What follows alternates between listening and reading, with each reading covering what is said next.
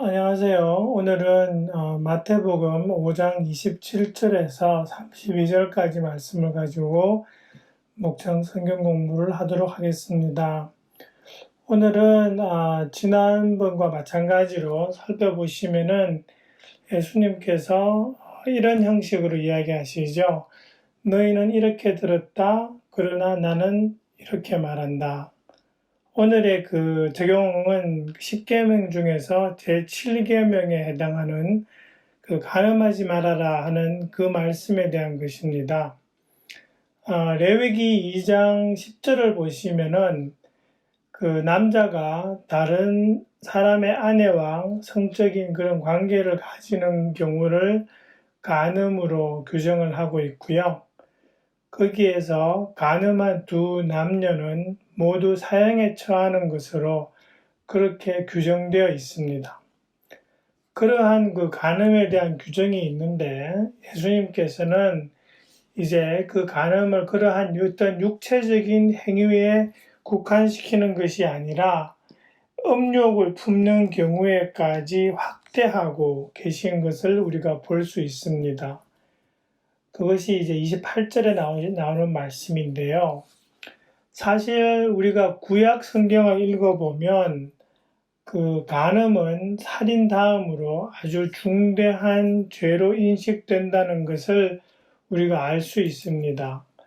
왜냐하면 10계명에서 제6계명이 살인하지 말아라라는 계명이고 그 다음에 나오는 계명이 바로 간음하지 말아라 하는 계명이기 때문에 그렇습니다.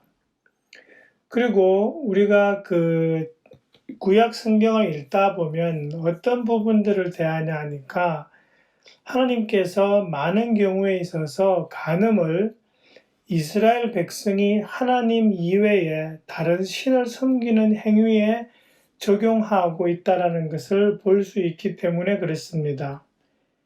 에스겔서 16장 32절 같은 경우에도 보면은 하나님께서 이렇게 말씀하십니다.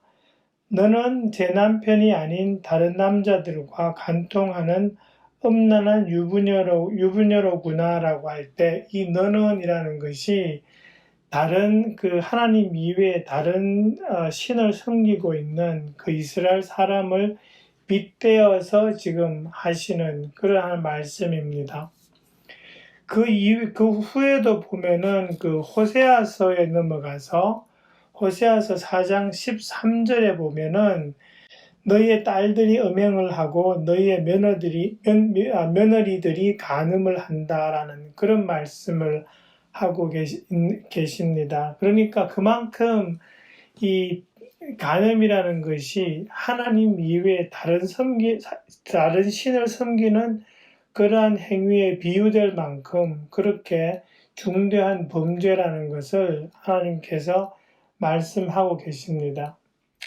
또 하나 우리가 좀 기억해 볼 수 있는 예로는 여러분 그 요셉의 이야기를 기억하실 텐데요.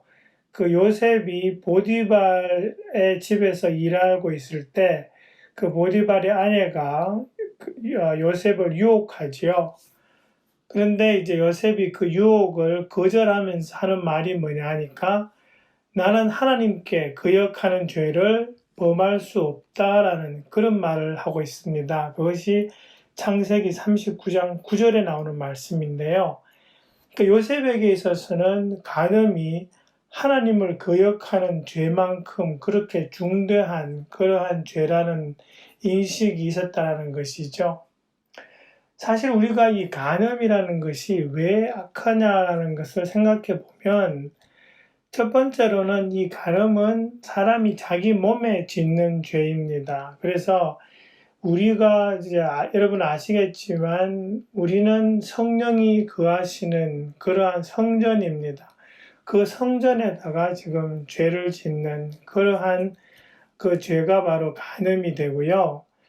또 하나는 여러분 그 말라기서에 보시면은 말라기서 2장 14절에 보시면 하나님께서 그 결혼의 언약에 대해서 아주 소중하게 생각하시는 것을 볼 수 있습니다. 그 말라기 2장 14절에 보시면은 하나님께서 막 이렇게 이스라엘 사람들에게 막 뭐라 그러시는데, 그러시면서 하시는 말씀이 이렇게 말씀하시죠. 내가 젊은 날에 만나서 결혼한 너의 아내를 배신하였기 때문이며 주님께서 이 일의 증인이시기 때문이다.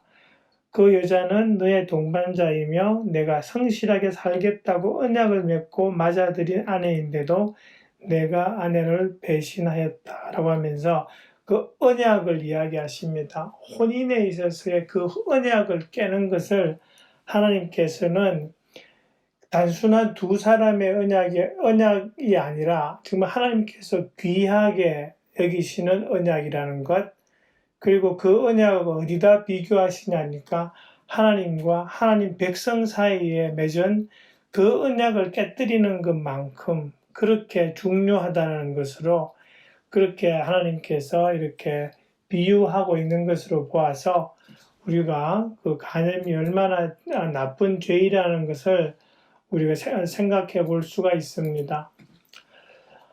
그리고 28절에 보면은 그 여자를 보고 음욕을 품는 이라는 말씀이 나오죠.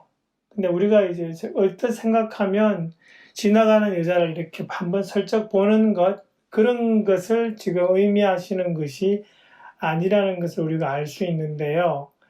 이 부분을 헬라 말을 그대로 번역을 하면은 어떤 말이 될 수 있냐니까, 여자에 대해서 간음을 할 목적으로 바라보는 이라는 그러한 의미가 이 음욕을 품는 이라는 이 말에 내포가 되어 있습니다. 그러니까 이게 단순하게 한번 이렇게 헐깃 보는 것이 아니라는 거죠. 그 마음 안에 어떤 인텐션이, 그런 목적이 있다라는 그런 말씀을 하고 계시는 겁니다. 그러시면서 29절과 30절에서 예수님께서 이 음욕이 얼마나 심각한 것인가에 대해서 두 가지 아주 정말 과격한 예를 드시죠. 예를 들어서 네 오른눈이 죄를 짓게 하거든 빼서 내버려라. 그리고 내 오른손이 너로 죄를 짓게 하거든 찍어서 내버려라 하고 하는 그런 아주 과격한 예를 드시는데요. 이 의미는 정말 이렇게까지 눈을 빼고 손을 찢고 할 정도로 이 음욕의 문제가 심각하다라는 것을 예수님께서 지금 강조하고 계시는 거죠. 예수님은 이렇게 종종 그 하시는 말씀의 중요성을 강조하기 위해서 과장법을 사용하십니다. 그 중에 우리가 익히 아는 그 예가 마가복음 9장 42절부터 47절에 나오죠.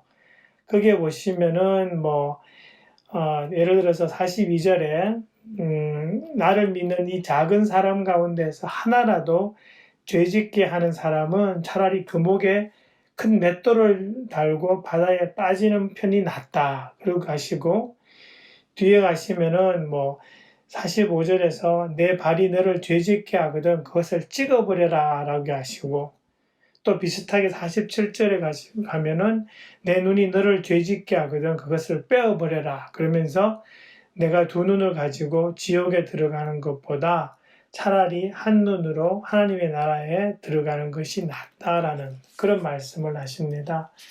그만큼 이렇게 예수님께서는 설교하시면서 강조하는 그런 어떤 비유를 많이 과장법을 많이 사용하셨다라는 것을 우리가 알 수 있습니다. 뒤에 가서 이제 31절부터 32절을 살펴보는데요. 거기에 보시면은 나오는 것이 그 신명기 24장 1절의 말씀을 언급하고 계십니다. 사실은 그 당시에 이 모세가 그 십계명을 받던 그 시절과 예수님께서 지내시던 그 시대에 있어서 그 이혼이 아주 성행했던 것으로 보입니다. 그래서 어떤 상황이 되냐 하니까요, 이 남편들이 아무렇게나 아내를 버리고 자기 집으로 돌려보내는 것이 가능한 그러한 환경이었습니다. 그러다 보니까 이 상황을 그대로 두면 정말 여자들이 피해를 받고, 그리고 결혼 그 제도 자체에 아주 큰 혼란이 오고, 그렇기 때문에 이 혼란을 줄이면서 결혼 제도의 그 신성한 질서를 유지하기 위해서 하나님께서 이 이혼 정서라는 것을 허락해 주신 것입니다. 그 당시에. 근데 이제 예수님께서는 이 31절 말씀을 언급하시면서 뭐라 그러시냐니까, 음행을 한 경우를 제외하고 아내를 버리는 사람은 그 여자를 간음하게 하는 것이다 라는 그런 말씀을 하십니다. 이 말씀을 하시는 이유 중에 하나가 뭐냐 하니까요, 그 신명기 24장 1절에 이런 말씀이 있습니다. 아내에게서 수치스러운 일을 발견하여 아내와 같이 살 마음이 없을 때에는 아내에게 이혼 정서를 써주고 아내를 자기 집에서 내보낼 수 있습니다 라고 하는 말씀이 신명기 24장 1절입니다. 그런데 문제는 이 수치스러운 일이라는 이 일에 대해서 정확한 정의가 내려져 있지 않다라는 것입니다. 그래서 예수님 당시에 여러 가지 그 랍비들이 이 내용에 대해서 해석을 하는데요. 아주 보수적인 컨서버티브한 그 랍비들은 이 수치스러운 일은 성적으로 정숙하지 않은 그러한 문제에 국한된다라고 그렇게 정의를 했습니다. 이와 반면에 아주 자유롭게 해석하는 학파에서는 심지어 어떤 경우까지 갔냐 하니까, 예를 들어서 아내가 남편에게 이렇게 음식을 마련하고 그 테이블을 세팅하고 하는 가운데에 예를 들어서 남편의 접시를 뭐 이렇게 잘못해서 엎었다 깼다라는 그런 상황이 되었는데 그것도 수치스러운 일이다라고 규정을 하는 그 정도까지 나가버린 거죠. 그러다 보니까 이 이혼 정서를 써주고 아내를 그 자기 집으로 돌려보내는 것이 너무 쉽게 되어 있는 그런 상황이 되어 있을 수 있습니다. 그러니까 예수님께서 지금 하시는 말씀은 이 수치스러운 일이 무엇이냐에 대해서 딱 지금 못을 박고 계시는 겁니다. 이 수치스러운 일은 음행이다라고 그렇게 지금 이야기하시는 거죠.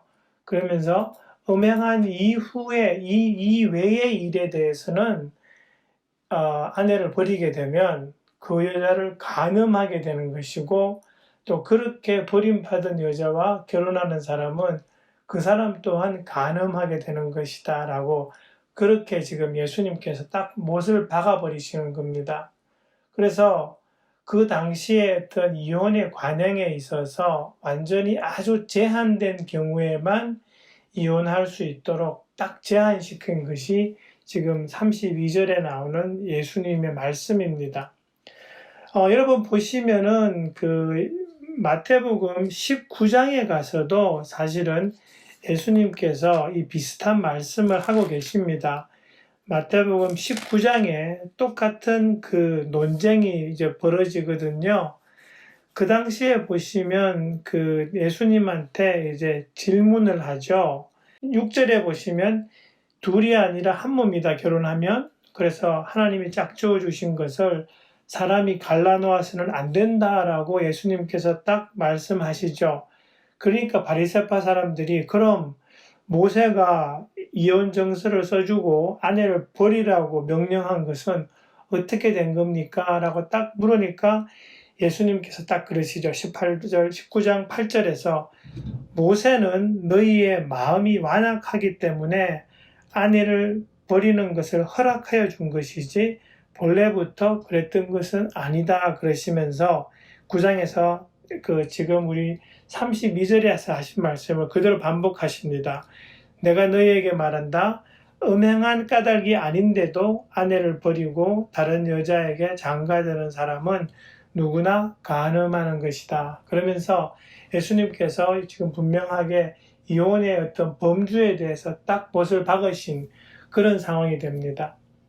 그런데 우리가 예수님께서 말씀하신 그 음행이라는 음행이라고 번역된 이 단어는 그 포니아라는 그 헬라 말입니다. 그래서 이 포니아라는 단어는 어떤 것을 포함하냐 하니까 간음이라든지 또 결혼의 어떤 소중함과 고귀함을 깨뜨리는 성적으로 불결한 그런 행위들을 포함하는 단어가 바로 이 포니아입니다. 그래서 예를 들어서 다른 사람 adultery, 간음이라든지 뭐 포르노에 집착한다든지 하는 그런 행위까지 이 포니아에 포함되게 됩니다. 그래서 지금도 마찬가지죠. 지금도 크리스찬들에게 있어서 이혼은 이 규정에 의거해서 그 음행의 이외의 경우에서는 이혼하지 말라고 그렇게 이제 지금도 그렇게 성경적이라고 말씀을 하고 있습니다. 이혼에 대해서. 그런데 우리가 좀 기억해야 될 것은 이 말씀이 음행을 한 경우에는 반드시 이혼하라는 말씀은 아니라는 겁니다. 음행한 경우에 이혼이 허용된다는 말씀이지 음행을 하면 반드시 이혼하라는 말씀은 아닙니다. 왜 이런 말씀을 드리냐 하니까 말라기 2장 16절에서 분명하게 하나님께서는 이혼을 미워하신다라고 하셨습니다. 그래서 이혼하는 것은 하나님의 뜻이 아닙니다. 그렇기 때문에 음행을 해서 이혼이 허락되는 상황이라고 해도 궁극적으로는 용서하고 회복하는 것이 하나님께서 원하시는 일입니다. 그것이 사실 마태복음 18장 15절부터 35절에 나오는 용서하라는 그 제목이 담긴 용서할 줄 모르는 종의 비유 아시죠? 이렇게 뭐 10,000달란트를 빚지고 한 그 사람을 용서해 주었더니 이 사람이 나아가서 100데나리온 빚진 사람에게 완전히 막 험하게 하고 감옥에 가두고 하는 그것을 보고 왕이 화를 내고 다시 그 종을 벌주는 그러한 그 예화가 마태복음 18장 35절까지 나오는데요. 그 말씀의 그 내용에서 예수님이 하시는 말씀은 그거죠. 궁극적으로는 용서하는 것이 하나님의 뜻이라는 것입니다. 그래서 우리가 기억해야 할 것은 비록 음행을 한 경우에 이혼이 허락되지만 이혼은 하나님께서 미워하신다는 것이고요. 그러니까 궁극적으로 용서하고 회복하는 것이 하나님이 원하시는 것이라는 것 우리가 기억하면 좋겠습니다. 그래서 우리 5절의 짧은 절이지만 정말 중요한 그러한 말씀을 담고 있는 구절이 되겠습니다. 이 내용을 가지고 우리 목장 식구들과 함께 공부하시면서 결혼에 대해서도 또 우리의 삶에 대해서 다시 한번 돌아보는 그런 시간이 되면 좋겠습니다. 네, 감사합니다. 수고해 주세요. 감사합니다.